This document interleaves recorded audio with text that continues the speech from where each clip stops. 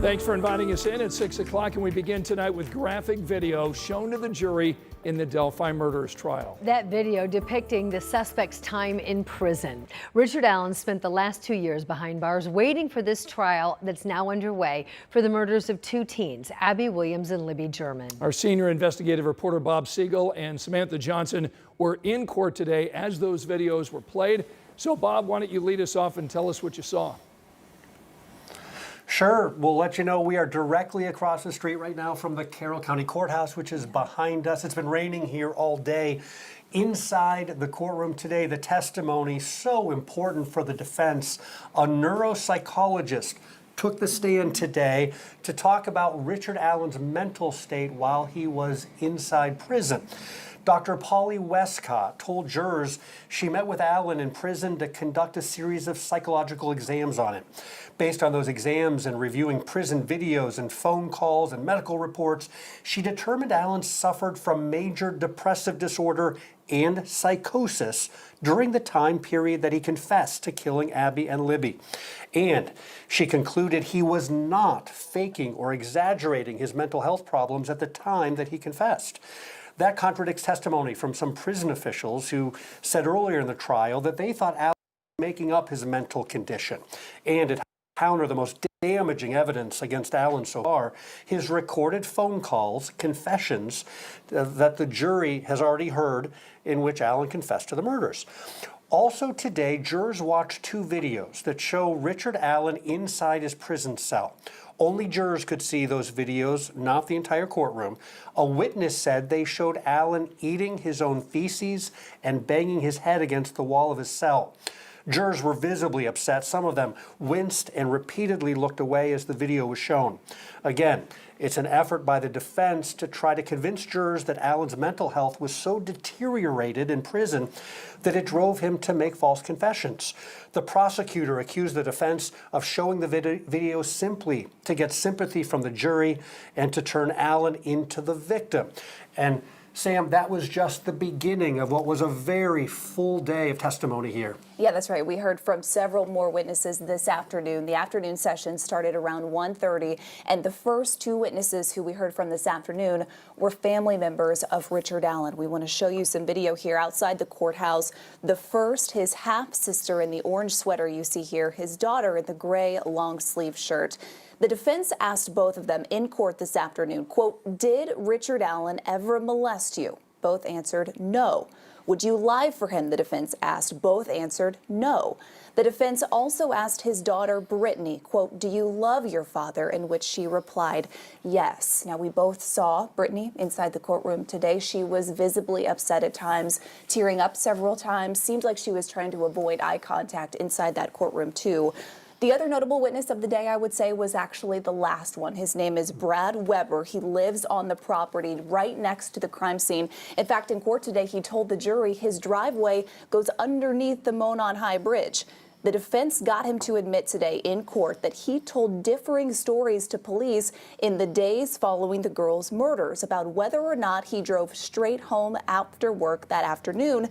And that's important because if he did, that would put his white van in the area of the Monon High Bridge around 2:30 p.m. the day the girls went missing. And that would match Richard Allen's alleged confession in prison that he said a van scared him at the crime scene that day.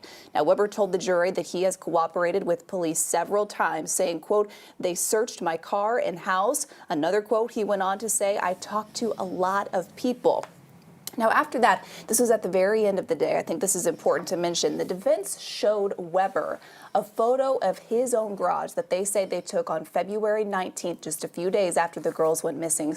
We could not see that photo from where we were, but it was handed out to jurors, and the defense specifically pointed out what they called sticks in his garage on the day they captured that photo. At that point, the state stood up and said, asked the judge for a sidebar conversation, and that was really the last we heard of the defense today. It was. We expect there are a few more witnesses for the defense. A lot of the witnesses that they plan to call, the judge has said they are not allowed to call, but we are expecting perhaps 2-3 more days of witnesses before this case could end up going to the jury. So again, day 15, lots of activity. We'll be back in court again tomorrow morning to continue bringing you coverage of this trial. We're live in Delphi. We'll send it back to the studio. All right, Bob, when you look at that list of witnesses, any chance that could be altered to include the defendant in the case, Richard Allen? Any chance the defense would put him up on the stand to say, I didn't do it?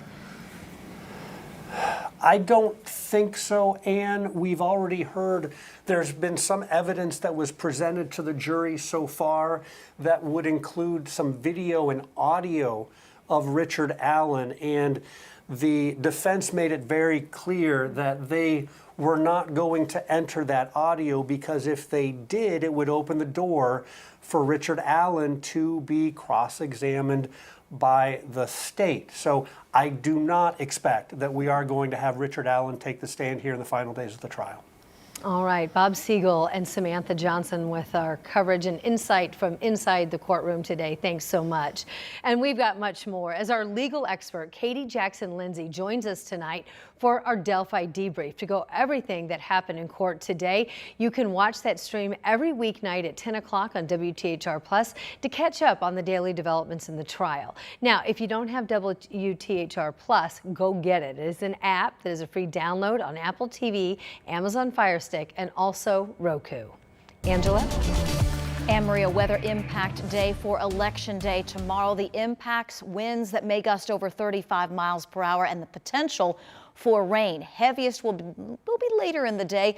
What you need to do is have that rain gear handy, the umbrella, as you head to the polls tomorrow. We are still tracking some rain at this hour. Steadiest from Marion to Lafayette to Terre Haute and Crawfordsville. This is where it will stay over the next couple of hours. As the polls open early tomorrow morning, we do expect a few showers with a line of heavier rain and gusty storms arriving tomorrow afternoon. I'll continue the timeline in a few minutes. All right, Angela, we'll see you then. Today, a judge denied a motion to dismiss charges against two IMPD officers who are charged in the death of Herman Whitfield III. Our Rich Nye was with Whitfield's family today as they learned that that case is finally going to trial 2.5 years after their son died in police custody.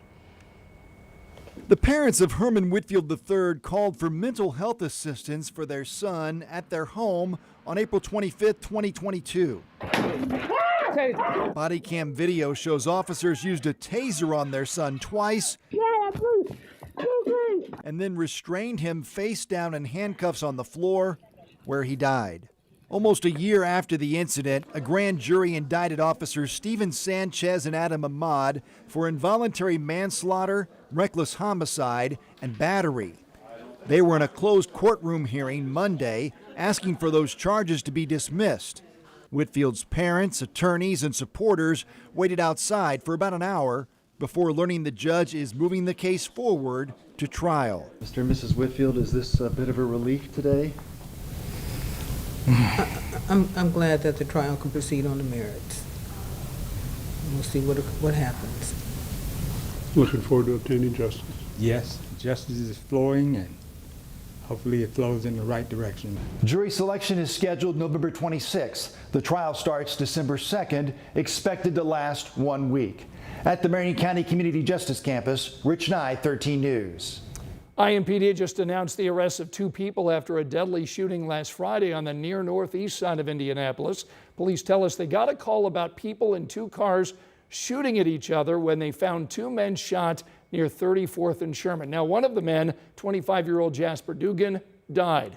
The other was taken to the hospital. And now IMPD tells us they've arrested two men in connection with that shooting.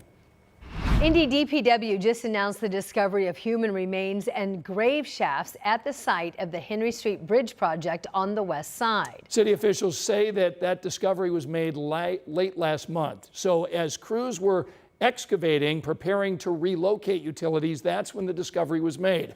Archaeologists say there were 15 grave shafts about 3 to 4 feet deep just east of the White River. So now the crews are carefully removing the area around and above each grave shaft by hand. Once all the human remains are exposed and photographed, they'll be exhumed and sent to a lab at IU's Indianapolis campus for further analysis. Angela?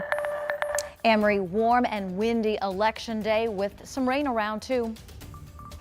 Taylor Swift left Indianapolis in a lavender haze after her 3-night concert stint brought thousands of fans to town. And now today we're adding it up, getting a closer look at exactly how huge her tour stop was for Indy.